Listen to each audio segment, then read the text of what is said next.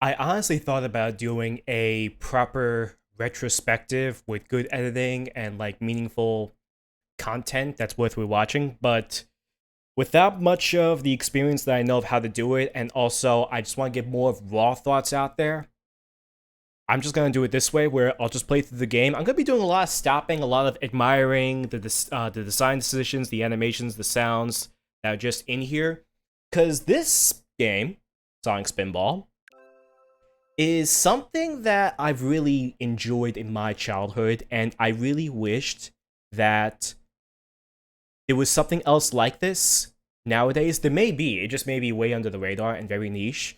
The only other thing I can think of is Alien Crush, but that was also a couple years after the fact on the TurboGrafx 16, technically in arcades, but then ported to the TurboGrafx. But but yeah, just a different like a spin-off on Sonic, but in pinball, but without doing the cheesy pachinko route. It's just legitimate. Let's make it a good attempt at playing through if Sonic was in pinball. Also, I find it hilarious that the playtime is 19 minutes when that's assuming that you actually know how to play the damn game. I mean, yeah, even if the average playtime is probably 19 minutes because most of the time you're going to be stuck at the first stage with how, not in depth, but how tough pinball mechanics are. And I will admit that there is a difficulty curve once you clear the first stage, but I'm going to get to that. But honest to God, much of the brilliance in Sonic Spinball can be found in just the first stage. You don't have to play past the first stage. Once you beat the first stage, that's it. You played Sonic Spinball. You're not missing out on much. There's more mechanics and there's more adjustments to the difficulty if you're really interested in that. But for those that just want to see what the hell is Sonic Spinball, this is probably the best way to go about it. But I'm going to sit here and let it play through the intro cutscene just to kind of... I'm not going to talk much about that because there's not really much to see about that. But it's just interesting to see, even if it's a spin-off, and I really want to do some more research when I do an official retrospective just to figure out how it's all on here. But we see, like what's clearly Eggman's Fortress, and we saw what we could know as his Tails flying in the plane, trying to guide Sonic along, and then he gets shot down and sent into the water. And then that's the start of your game. But yeah, I'll start it up and then I'll go into that later. I just need to remember, how do I do the rewinds on Virtual Console? I think it's, oh yeah, there we go. Okay, so, yeah, this will be a lot easier for me. So, as soon as you start out, the aesthetic, first off, is very different from what the trilogy of Sonic games that we know of starts out as, where it's like Green Hill Zone, or Emerald Hill Zone, or Angel Island Zone, where it's all like, green and grassy. Here it's different. You're invading Eggman's Fortress, and of course the guy is taking over animals to make into robots. So of course he's gonna have a gritty 90s, not 90s cyberpunk, but also like disgusting, industrialized kind of aesthetic. And that's what they captured in the very first screen that you get on here. Yes, it's water, but it's all like murky residual water. You see like slime oozing around everywhere. The entire cavern here is like disgusting. It's dark, it's gloomy, and hell, the name of the stage is Toxic Caves. This is Toxic Cave Zone. So as soon as you start off the game, if you watch the intro cutscene where Sonic gets shut down, next thing you see is that he jumps out of the water and then he just like shakes himself off, because any hardcore Sonic fan knows he can't swim. So he's got to get the water off. And then we're left with the introduction right here. Now, the interesting thing, if you catch right here, is the alligator in the water. That'll play into a mechanic later on, but it does capture more of the ambiance here, where it's disgusting, but it's also dangerous in this whole new world that Sonic is. I want to say new world because it's Eggman's Fortress. We don't often get to see Sonic actually invading Eggman's Fortress unless it's in space. So it's a nice, interesting touch to see him trying to get to an island, just to try to confront him in this way. So, and what you can also see if you pay attention is Sonic's sprite. It's very different from the original Genesis games. I'm not even sure if it's the same developers, but it doesn't exactly capture the same standard of detail. It's close. It's pretty good, but you know there's some jarring things like with the eyes and the color overall, and a little bit on the hands. But anyone, and technically on the shoes as well. The shoes look like a little like the size proportions don't look correct, but you can definitely say, yeah, it's a spin-off of Sonic. So that's what Sonic's gonna look like. But another thing that was interesting was that he has an idle pose, which is a tradition for the trilogy of Genesis Sonic games. The first game, it's just this foot tapping thing where he's looking at the audience, and then in Sonic 2, he actually does lay down and like once and then wait around taking your time until you freaking pick up the controller. Let me rewind a little bit and play through the owl animation. That's him just standing there. That's him tapping his toe. And if you saw right there, this is actually what's good about the rewind, so I can actually go back to the exact frame. Well, not the exact frame, it doesn't really capture everything. But that's the pose that I saw in there. So if you saw you see the message at the very top, hey, anybody home? So that's the mechanic that's in Spinball that really makes or break the brilliance of introducing pinball at home. It's pretty much like the one way you communicate to the player without having any kind of narration. It's very quick, it's to the point, and it's effective. It's overall effective. I also want to say that it's dated because this is what pinball machines in the 60s, 70s, 80s, 90s communicated with you. There was a banner on the back wall, and it displayed to you any of the messages. And the console version of what would be a Sonic Spinball, a spin-off pinball game is doing, is taking other mechanics that would be in pinball and introduce to you right on the first screen, so you know exactly what you're playing. And aside from the messages that you see right here, there was also the Yo Move It, which is just, that would come up before when Sonic's still tapping his foot. And then, if nothing else is displayed, you have basic information like which player is playing. You can have up to four players playing alternatively in Sonic Spinball, just pass around the controller. But it's also a way to cheat if you want to get 12 lives instead of 3. And by the way, each player gets 3 lives. You can see by the ball in the 3, and then the scores on the right. Score really doesn't matter that much unless you actually do care about like high scores and never turn off your Genesis. But the thing about the Genesis is that you have to turn it off to conserve power, and then when you turn it off, memory is volatile and you lose your high scores. Now, with Virtual Console though, you can also just load suspend points of not only each stage that you did, but after you do a playthrough, saving the highest score, just load the suspend point that you did, they'd say carrying over the high scores. So that's the way that we do it nowadays, just to get through the mishaps of volatile memory that we had back then, but we didn't have save files until Sonic 3, at least in terms of Sonic. But yeah, I'm not even playing the damn game. I'm just enjoying talking about like the whole aesthetic of this. Now, the music.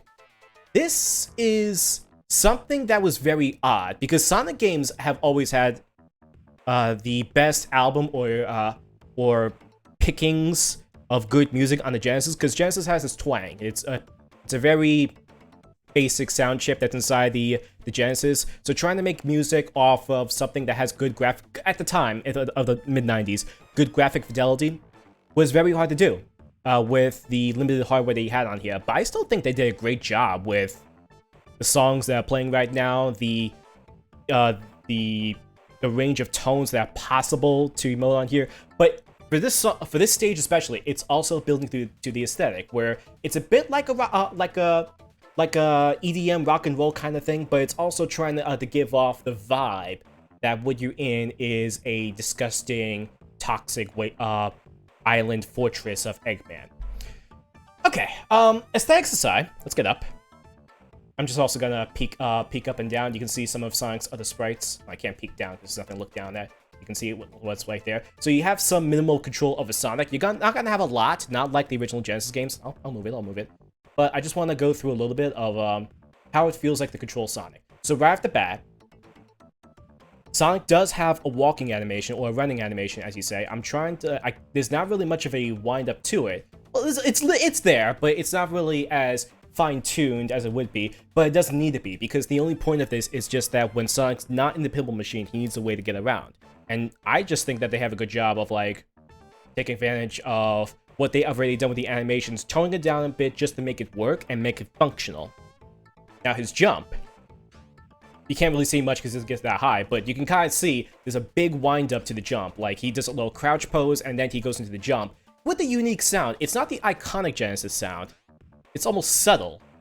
And I find that to be like a different kind of touch. They could have done the iconic sound, just like what they did with CD and some of the other, like even the 3D games where it's a defining sound that they do on here.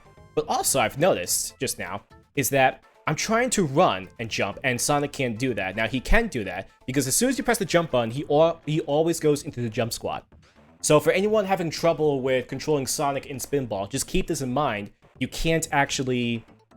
You do have some control over your movements, and you're gonna see that later on when I control Sonic. But you don't have much control over the momentum of your jumps because you're not really supposed to. There's only a couple places you do jump, so it's just more of you have a choice on how to do the jump, and it's just based on very limited execution that you get to pull off.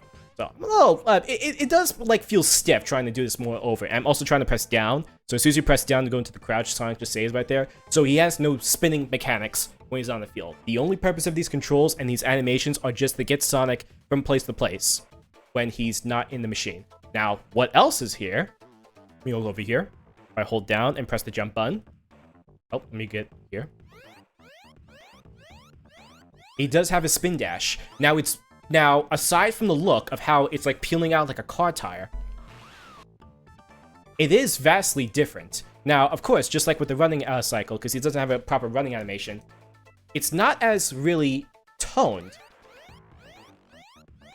But I still like to think that the few couple frames that they're doing right there is just to really emphasize the speed of the spin dash that he's getting into, and then once you wait long enough, or in one other case where most players are going to do, they're just going to mash the jump button, you get into full effect what is the full amount of frames that are possible to do the spin dash, and it shows off that he's gonna like once he takes off, he does go, and honestly he does go not as effectively as what he does on there. Also knows the little animation he does where he just stops in place. That's a nice touch too. But these things are in place, even just for a Spinball. I keep saying Spinball. I'm probably gonna say Spinball the entire time. Spin off Pinball Sonic. They still do good touches on bringing in some things that really make them familiar, especially for other people that the only people who are gonna pick up this game are the Sonic fans. All right, so now I'm gonna play the goddamn game. I'll move it, but things are gonna be moving pretty quickly, so I'm gonna try to explain just the basics. So once Sonic's in the machine, you have some control over his lateral movement, but you can't really make him go anywhere. You're kind of at the mercy of the pinball machine. You have control of the flippers with all the buttons. You can control the left, right, or both of them with the 3 buttons. And then you can manipulate Sonic a bit with the D-pad. And that's really all you can do. So all it really comes to is just knowing how to... Maybe I can actually hold Sonic here so I can keep talking.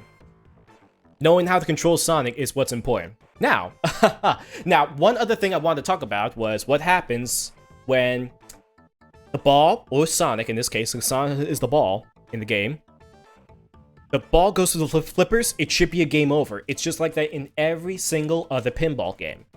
But the brilliant thing that they've done here is that they didn't want to make players turn away so soon. Like, because honestly, if I didn't even touch the controller, I should have been dead. Not even from anything, any of the other mechanics, I should have just dropped into the water.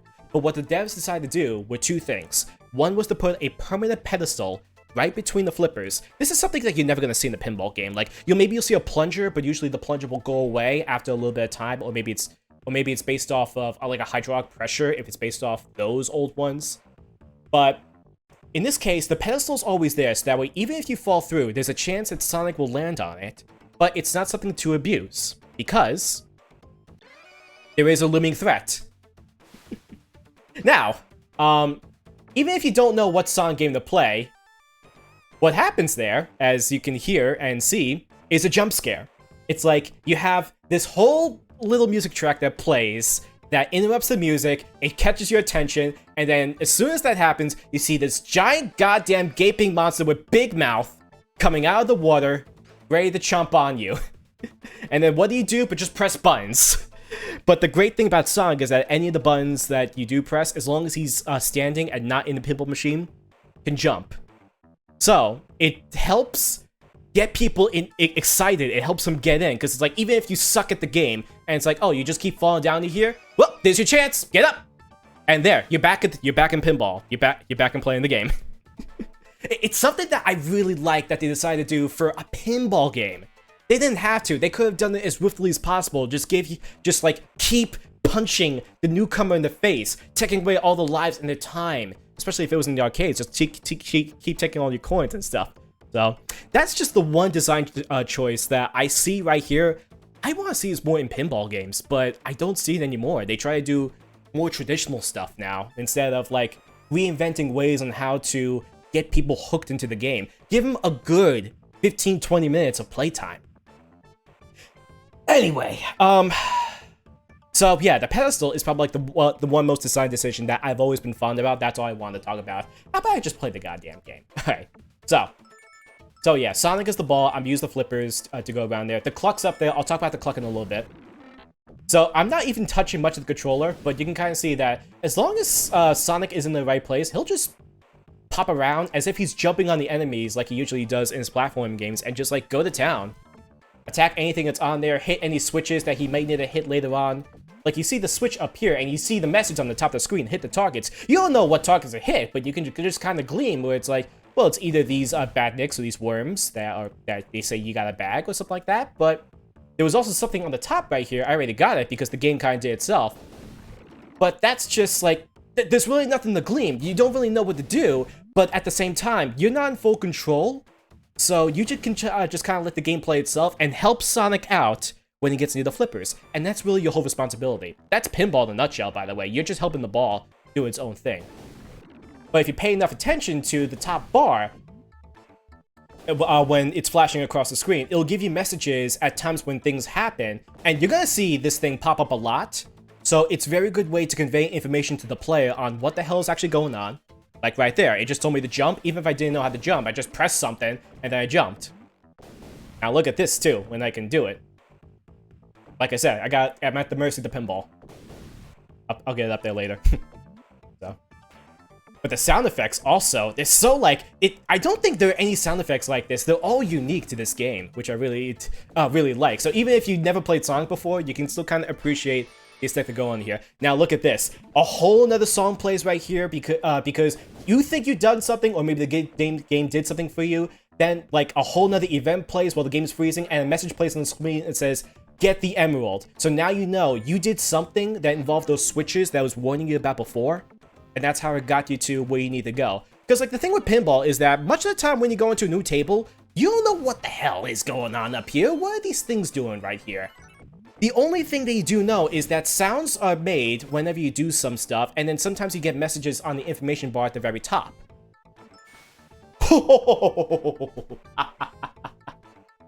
Let me stop for a second, and then I'll rewind a couple times.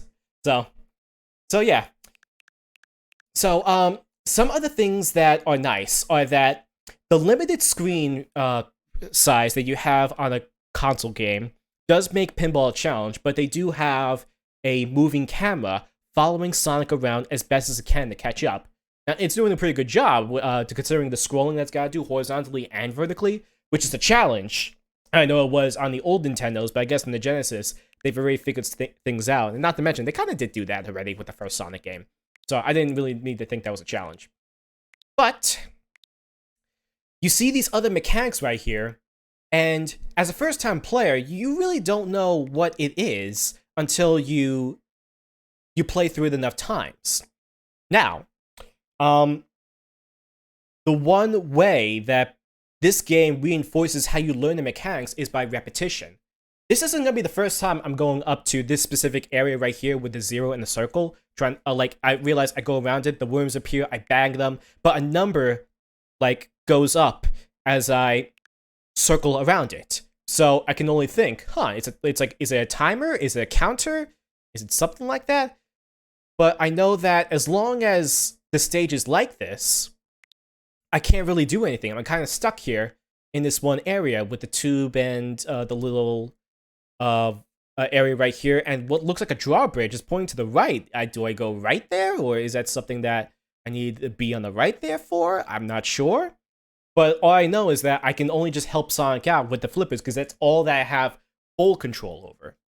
Now, there are also going to be cases where either I slip up or there's nothing I can do and I fall into the flippers anyway. Now there's no permanent pedestal anymore in this part of the pinball machine, because the lower one I was in before, if I can go, I don't think I can go back far enough. Maybe I can. Oh wow, I can. Yeah, this one's blue, and this had the permanent pedestal, and a couple bags I gotta do is some switches I had to hit to get the emerald, whatever that means at this point in the game. I don't know as a newcomer. But then this green one, there's a couple different mechanics on here, a couple of the same baddies that I get in here. I guess I beat them up because I just let Sonic do his thing, and then I just try to do enough to get through. But then I accidentally let Sonic through the flippers. Usually it's a game over, but what happens is another mechanic where he falls into the bucket. He has an ore. Somehow he finds an ore with the bucket. And he's just sitting there. He's safe, not in danger. The green stuff, you can clearly see, is toxic. So even if you can argue that the blue stuff, Sonic can try to swim through, you can try to find a way around, even though, as we saw before in the beginning of the game, there's a high chalk eating alligator in the water. You want to be in that blue water. You'd rather be anywhere else, or would you rather be in here? You're not sure, but you do know that you're safe. And yet, by doing nothing, you're still in control. You can use the D-pad to let Sonic row back and forth.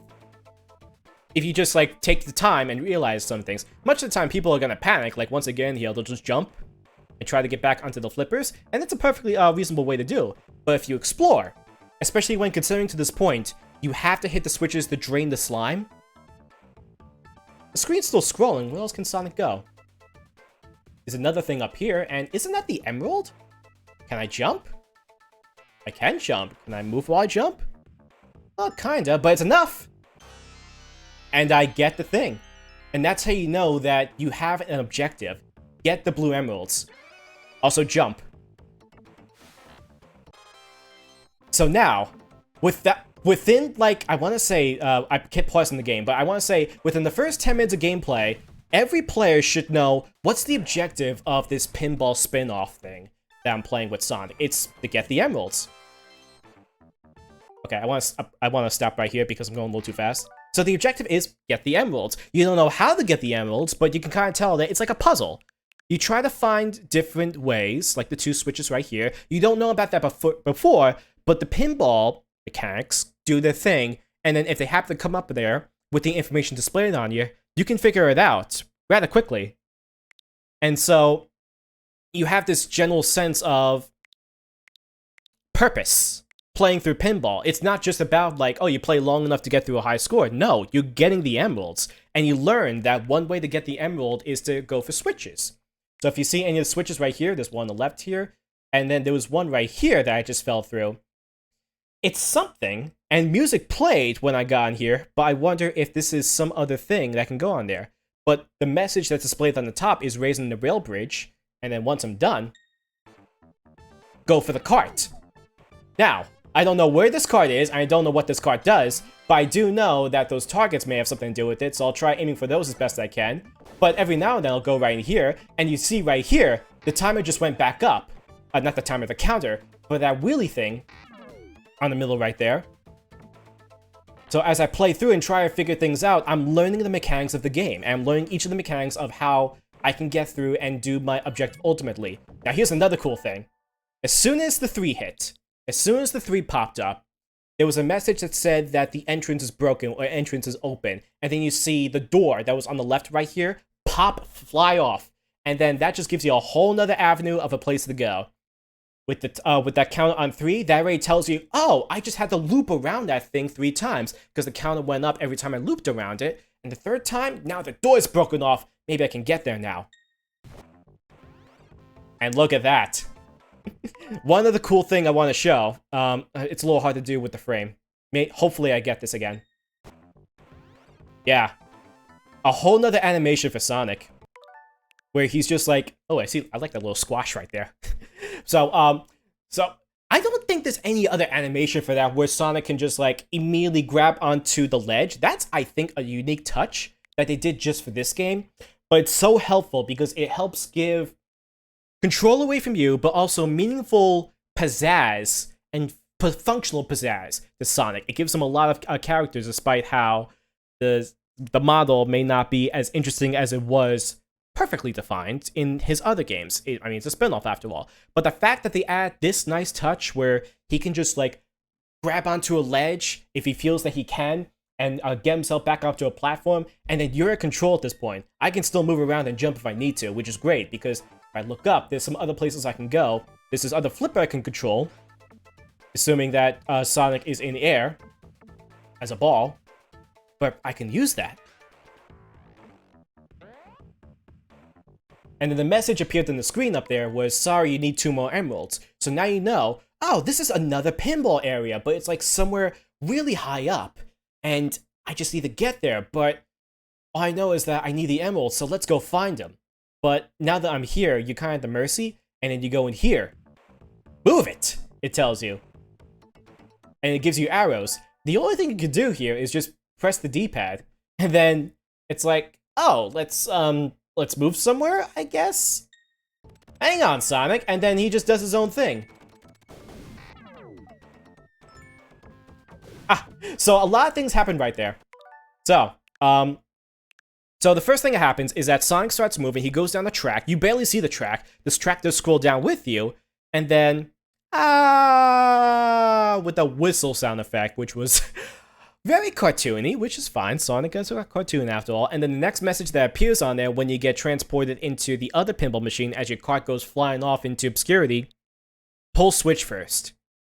Now, this gives you a side objective if you never did, but thankfully, a while ago, I did pull the switch. I pulled this switch. But the game's telling me now, pull switch.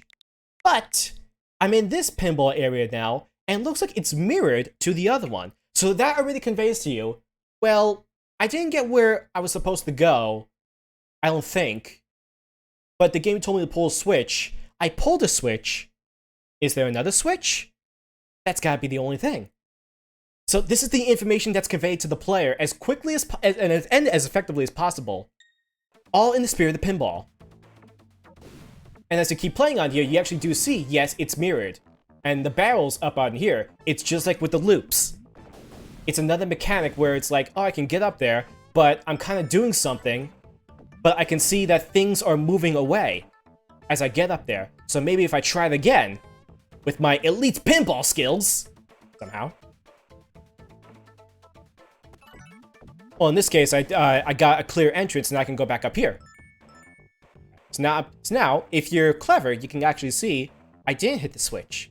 But if I go back up, a mechanic I always love in Mario and Sonic games are the rings and the coins. So, there were rings on the right. They're gone now because I already took the right path.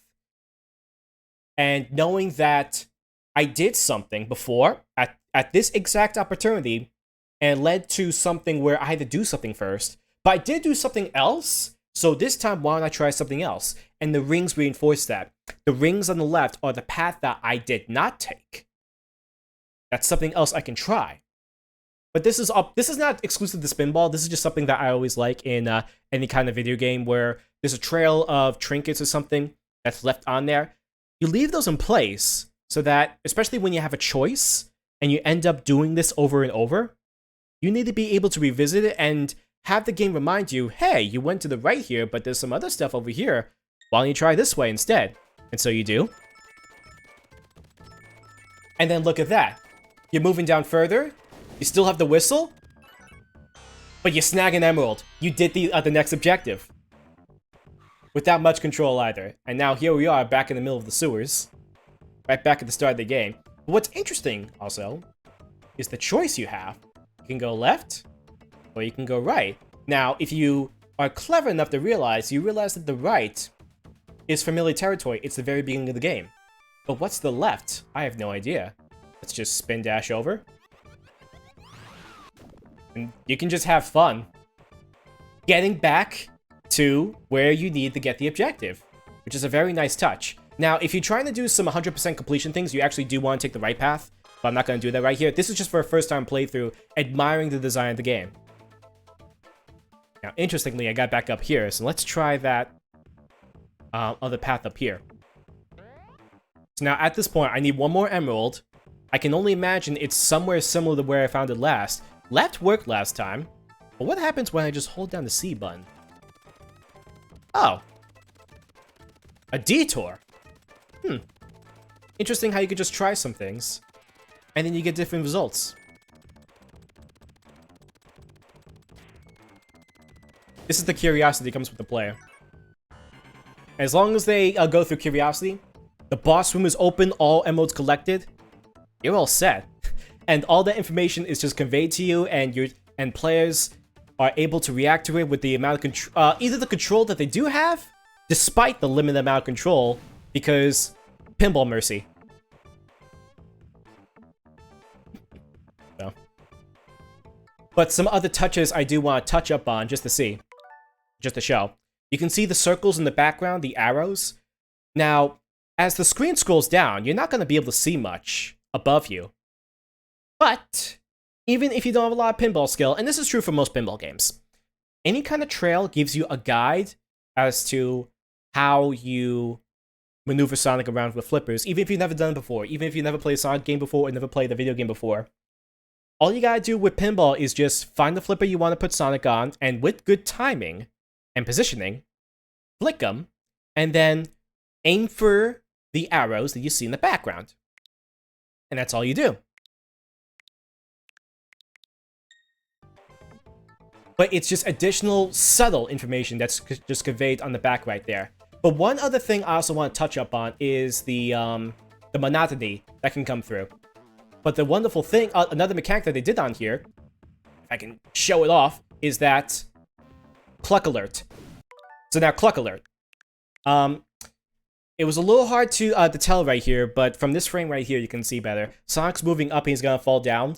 If Sonic falls into the little corridor between the safety lid and the flipper, or behind the bumper, but in front of the red stick, or the yellow red stick, that will always spawn a cluck. And the cluck is the little bird that floats right above. The problem with pinball is that it's still a difficult game to play. And it can be frustrating because much of the time, you're just trying to keep Sonic up, you're not really thinking about timing and stuff like that, you don't really have a mastery, you're just trying to keep him alive, because if you break up at some point, you lose your ball, or you lose Sonic in some cases.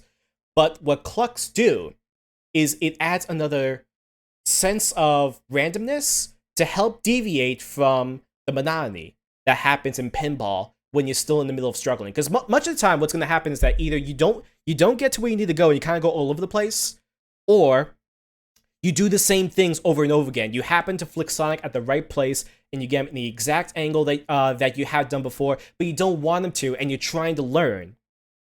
Well, clucks help with that, because clucks move randomly in their own pattern, asynchronous to what you're doing.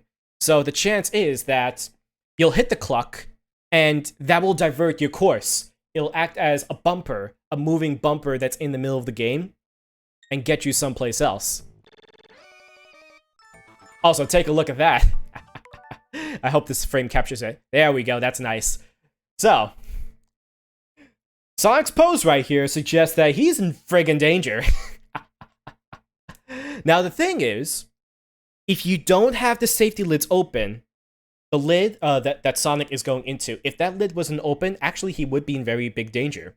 The only thing that would catch him would be the little trash can thing that he oars around over the toxic ooze. If that wasn't there, and that lid was closed, he'd be dead at this point. And this is the one thing in pinball also that also defines the frustration of players, but the profit for the pinball makers. Because this is how you lose balls. You get the ball trapped in this one little alley or this little corridor. But the one thing that they did, just like with the permanent pedestal in the very beginning of the game, was they had a way for the player to give them some sort of control to, first off, prevent it, and second, when it does happen, you're now trapped. Not trapped, but you're now placed in some of the area with some control of Sonic. There's the way you just came out of, and you know Sonic can spin dash and get himself back up. But there's also something over here. I'll try it just for kicks. Oh, it didn't go through. Because you see it opening and closing, and it's going on a timing pattern. So now you, if you have ever tried this, and you realize, oh, well, that's something that I'll have to keep in mind, so that way if I want to go through here, I gotta make sure it's open. If I don't, make sure it's closed and walk past. There's plenty of time. And you also see, just to reinforce my point, that trash can is flowing back and forth instead of being right in the middle. So if the safety was not open, there was a chance Sonic could have just gone to the ooze and lost his ball. Lost a life, so to say. You lose the ball as the player. But now, let's try this thing. Oh, I'm at the beginning of the game. Okay, I'm at the beginning of the game. And the goddamn lizard's back here. Great. So that's a little nuanced mistake. Now, it didn't cost you a life, but it did send you back. So it can be a little frustrating. But as long as you keep trying to get back up. Oh, another mechanic right there. So this is another way they could have done it. So instead of... What was really cool, they didn't have to do, was they took advantage of the extra height that was possible in the green pinball machines. That Sonic falls through the safety lid and goes through a loop that's under the stage that no one's really seen, but he has control over his maneuvers, so you have a choice to go to wherever else you want to go. In this case, though, it's just the launcher from the very beginning. Now, pinball machines sometimes do that when it hasn't been like 2 minutes or like a full 60 seconds since you have like gone anywhere with Sonic. I'm sorry, I've gone anywhere with the ball. So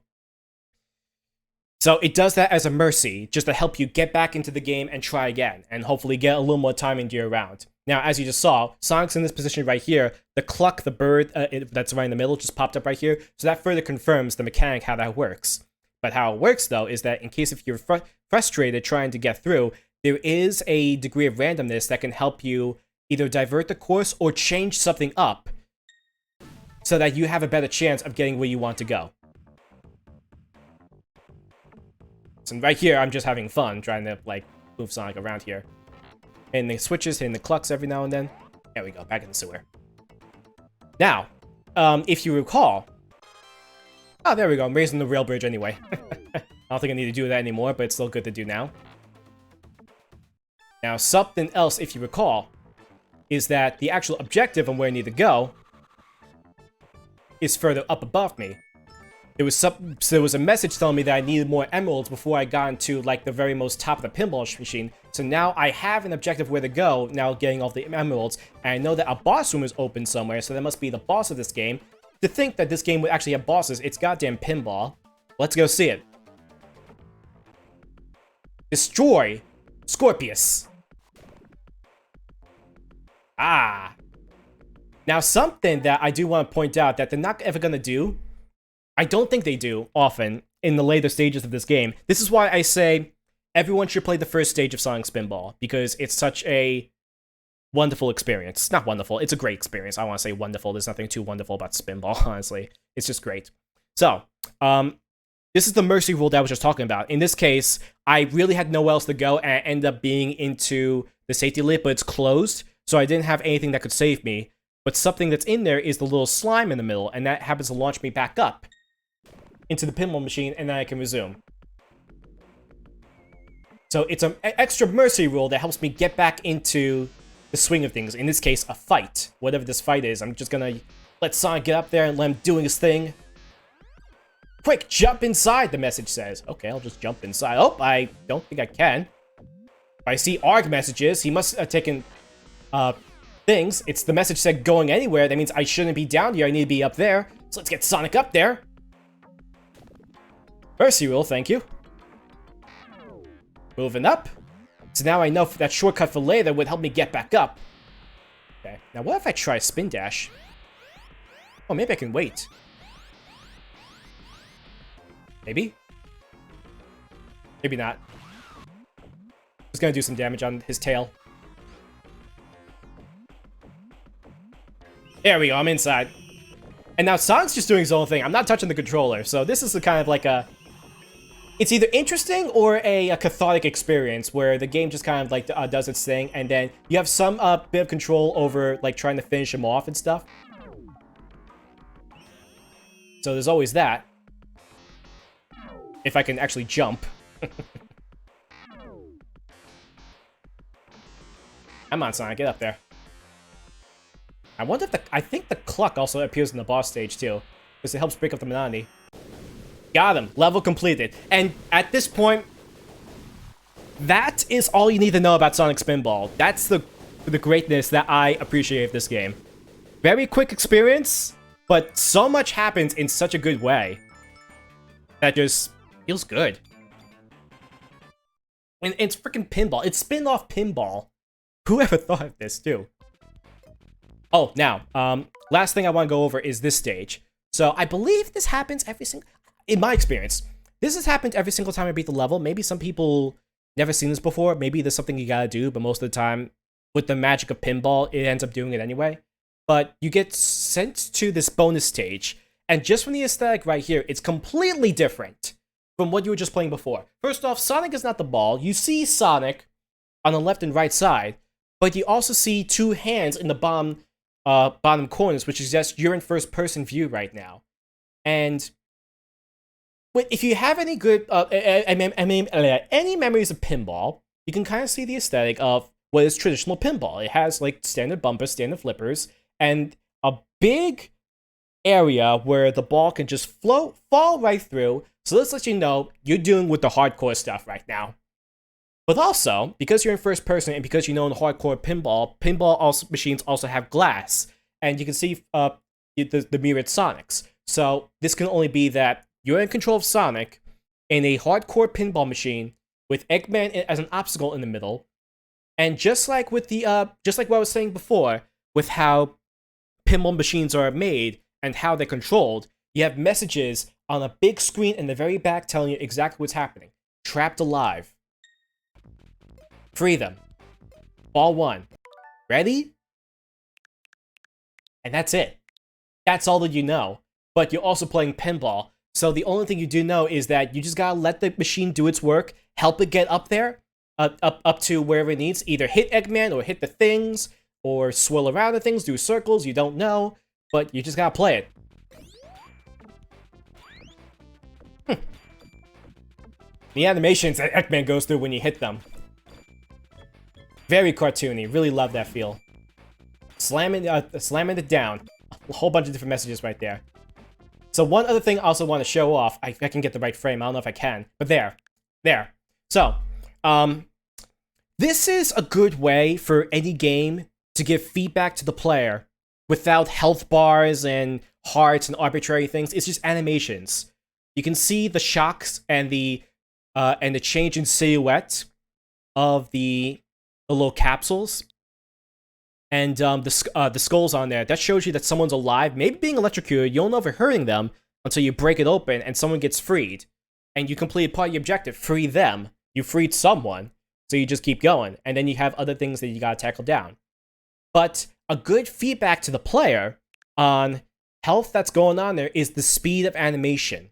When you hit this thing once, it'll flash off every 3 seconds. You hit it again, it'll flash off 2 seconds, and then and then hit it again every second until you finally break it. And this already gives you more than enough information to the player on how exactly things need to be freed and how much more you gotta do. Of course, there are traditional other traditional things that games go through, like similar to this, where it's like some kind of speed up in animation or some sort of detail that makes things look chaotic and lets you know you're close, you're getting there. Just do the thing you were doing before, however way you can. And one other thing I just realized, though, is that I think there's a shake mechanic. If you have a, okay, yeah, if you have a 6-button Genesis controller, you can have a way to shake the thing. Oops.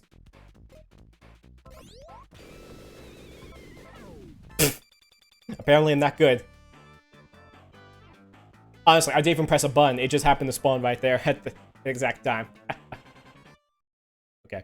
But what I meant to also say was that there is a shake mechanic. I don't know if it'll shade the message, but I just learned on accident. But it's just a nice little extra touch to reinforce the hardcore nature of this specific pinball machine.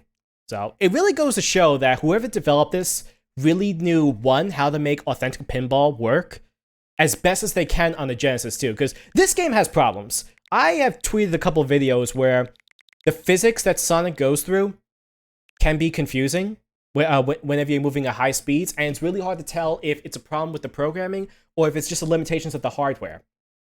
That being said, this is why I want to see this again, because the first stage of this game captured such a great experience on how to do spin-off pinball right with an icon like Sonic. And I don't know if I want to see it with Sonic again, but I want to see other pinball games try to do this again. Try to do... They don't have to do this aesthetic because it's dated. They don't always have to do the 16-bit because the hardware probably can't keep up. But an indie game that knows how to optimize the best to run on any low-end computer, routine pinball mechanics as close as you can, and then top that off with accessibility, pizzazz, and important fundamentals that are easy to grasp but difficult to master. And you've already got a home run right there. And then just advertise it as a spiritual success of the Sonic Spinball. I would really like to see that in the future, but time will tell if that'll actually happen. This is just me getting my thoughts on my passion out there. So, on that note, I'm gonna get a save point here and end it there.